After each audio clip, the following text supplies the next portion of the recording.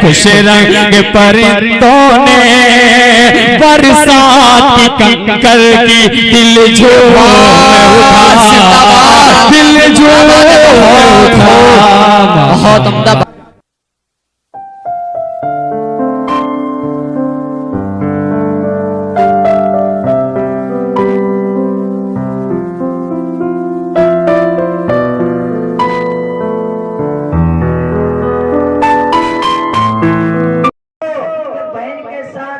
क्या मामला करना चाहिए, इसलिए मैं ये कहना चाहता हूँ अपने बहनों के साथ अच्छा मामला करो, क्योंकि मुझे ज्यादा वक्त नहीं दिया गया है। मेरे पास तो कहने को और भी कुछ था, मगर मैं अपने मौजू को अब समेट रहा हूँ। मुझे जो वक्त दिया गया है मैं उसी पर अपने तकारीर को जल्द ही खत्म कर दूंगा। भाइयों, अपने बहनों के साथ अच्छा मामला करना, क्योंकि ये तकारीर, ये मजलिस जो है असल मजलिस मदारिस का है। मैं मदारिस पर कुछ बात कहकर अपने जगह लेता हूँ। जरूर एक बात, एक वाकिया, मैंने कल भी ये वाकिया लोगों के सामने बयान किया है, मगर मैं ये मुनासिब समझता हूँ कि मजमुआ ज्यादा है, उस वाक़या को दोबारा लौटा दिया जाए ताकि कुछ लोगों के दिलों पर वो बात आ जाए, असर कर जाए, तो अपने बच्चों को जरूर हाफिज आलिम बना दे। ये मेरे उस्ताद का मुझ पर देन है। मेरे उस्ताद ने मुझसे कहा था तलबा से कि 313 तालिब इल्मों को ये नसीहत की जाती है कि जब आप किसी स्टेज और मिंबर पर बैठो तो ये नसीहत जरूर लोगों तक पहुंचाना। मैं अपने उस्ताद का नसीहत जरूर पूरा करूंगा। एक वाकया आप तमाम जानते हैं, एक घड़ी, आपने घड़ी देखे होंगे, उस घड़ी में 3 सुइयां होती है। कितने? 3 सुई। एक सुई जो घंटे का काम देता है, दूसरा सुई जो सेकंड और मिनट का काम करती है, तीसरी जो सुई होती है वो सिर्फ सेकंड वाली सुई होती है जो उसमें सेकंड का काम करती है।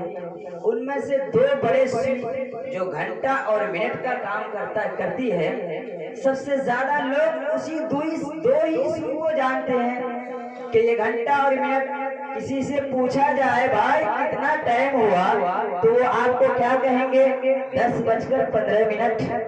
ये नहीं कहेंगे कि 10:15 4 सेकंड नहीं हुए, वो 4 सेकंड के बाद नहीं कहेंगे, बल्कि ये कहेंगे कि 10:15 हुआ है। इसी तरीके से किसी मदारिस में अगर कोई तालिब इल्म बनता है तो उनमें सबसे ज्यादा उस घड़ी के अंदर 3 सुई होती है।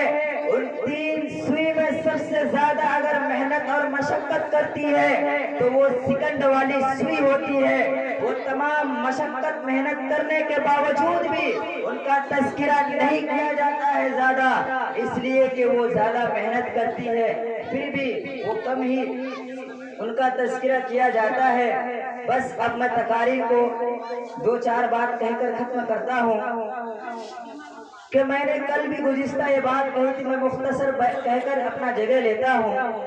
एक शख्स के 4 बच्चे थे,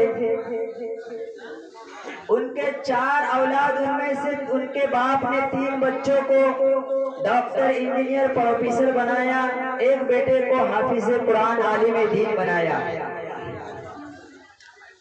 उनकी माँ की जिद थी कि मैं अपने बच्चे को किसी मदारिस में डालकर हाफिज आलिम बनाऊं, तो उस बच्चे को हाफिज बनाया। ये तमाम लोग हाफिज बनकर वो डॉक्टर और इंजीनियर बन गए। उनकी माँ एक दिन अपने शोहर से कहती है, मैं 4 बच्चों का इम्तिहान लेना चाहती हूँ। उस शोहर कहते हैं कि किस तरीके से इम्तिहान लिया जाए, तो कहते हैं ठीक है, जब शाम का वक्त होगा, शाम के वक्त तमाम लोग आएंगे, वो हमारे फर्जंद जब लौटेंगे तो मैं एक किसी कमरे में जाकर रोऊंगी और आप किसी दरवाजे पर कुर्सी लगाकर बैठ जाना। कहा ठीक है, और आप देखते रहना कि क्या मामला हमारे साथ हमारे लड़के करते हैं। شام کے وقت ان کی ماں رو رہی ہے کسی کمرے میں جا کر، اور تمام بیٹے گھر آ رہے ہیں۔ ڈاکٹر آتے ہیں، آنے کے بعد دیکھتے ہیں کہ میری ماں رو رہی ہے۔ ماں سے جا کر پوچھتے ہیں کہ آپ کے ساتھ کیا معاملہ ہوا، کیا آپ کو والد نے مارا پیٹا؟ وہ کہتی ہے کہ جاؤ بیٹے، آپ تھک ہار کر آئے ہو، جا کر آپ نہا کر کھانا پینا کھا لو۔ انجینئر بھی آتے ہیں، ڈاکٹر بھی، پروفیسر بھی آتے ہیں، تینوں بیٹے آ جاتے ہیں۔ آخر میں یہ مولوی بیٹے پڑھا کر مدارس سے آتے ہیں اور کہتے ہیں، دیکھتی ہے کہ ماں رو رہی ہے، ماجرا کیا ہے؟ ماں کے پاس جا کر پوچھتے ہیں، ماں یہ بتاؤ تم کیوں رو رہی ہو، تمہارے ساتھ کیا معاملہ ہوا؟ ماں پھر وہی جملہ کہتی ہے، کیونکہ وہ ماں ہے، بیٹے جاؤ کھانا پینا پہلے کھا لو۔ مگر اس وقت اس بیٹے نے کیا جواب دیا؟ ماں میں کیسے کھانا کھا لوں؟ جس ماں نے مجھے بچپن سے 55 تک پالا، جس ماں نے مجھے کبھی رونے نہیں دیا، جس ماں نے مجھے کسی تکلیف میں دیکھنا گوارا نہ کی، آج میں اس ماں کو رو کر روتا ہوا دیکھوں اور میں کسی اپنے دوسرے گھر میں جا کر بیوی بال بچوں کے ساتھ رہوں، ماجرا کیا ہے ماں یہ تو بتاؤ۔ اس کی ماں یہ کہتی ہے کہ بیٹے جاؤ۔ وہ بچے کہتے ہیں نہیں، جب تک آپ مجھے پورا ماجرا بیان نہ کر دے۔ اس وقت کہتی ہے وہ ماں کہ بیٹے چلے جاؤ، مگر بیٹا یہی جواب دیتے ہیں، ماں میں کیسے چلا جاؤں؟ جس ماں نے مجھے اپنے تمام مشقت اور مصائب کو پار کر کر اس عہدے پر پہنچایا، آپ نے مجھے پڑھایا لکھایا۔ اس وقت ان کی ماں وہ پورا ماجرا بیان کرتی ہے اور اس شوہر کو بلاتے ہیں، کہتے ہیں کہ آپ اپنے بچوں کو ڈاکٹر، انجینئر، پروفیسر بنانے کے لیے نہ جانے کیسی کوششیں کی، دیکھو آج ہمارے جیتے جی زندگی میں ہمارے زندہ ہونے کے باوجود ہمارے ساتھ کیا معاملہ کیا، اور میں نے اس بچے کو مدارس میں ڈال کر جب اسے پڑھا کر میں نے حافظ عالم بنایا تو ہمارے ساتھ کیا معاملہ کیا، تو ہم بھی اپنے بچوں کو حافظ عالم ضرور بنائے۔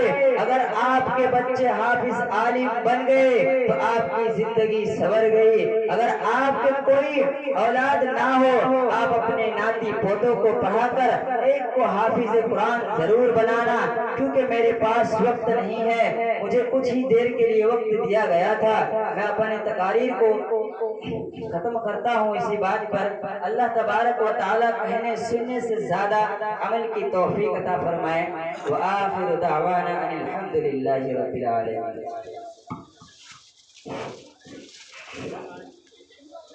حضرات گرامی، آپ حضرات بڑے ہی اچھے انداز میں مولانا ابرار صاحب کی تقریر سن رہے تھے۔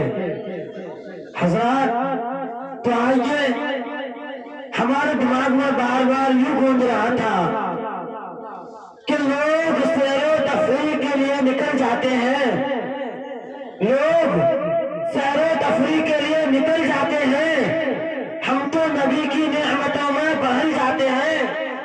لوگ سیر و تفریح کے لیے نکل جاتے ہیں، ہم تو نبی کی نعمتوں میں بہل جاتے ہیں۔ ارے جاؤ تبلیغ میں کچھ چلے لگا کر دیکھو، جاؤ تبلیغ میں کچھ چلے لگا کر دیکھو، ارے جتنے بھی بہکے ہوئے انسان ہیں سب سدھر جاتے ہیں۔ تو حضرات آئیے، اب آپ کا ذرا وقت نہیں لیتے ہوئے میں ان غدار سے بس یہ پوچھنا چاہتا ہوں جو غدار ہمارے اس ہندوستان میں رہنے کا ثبوت مانگتے ہیں، میں ان کو یہ پیغام دینا چاہتا ہوں، کیا ہم کو نشتاؤں کے گنہگار نہیں ہے؟ ہم کو نشتاؤں کے گنہگار نہیں ہے؟ یہ کس نے کہہ دیا کہ وفادار نہیں ہے؟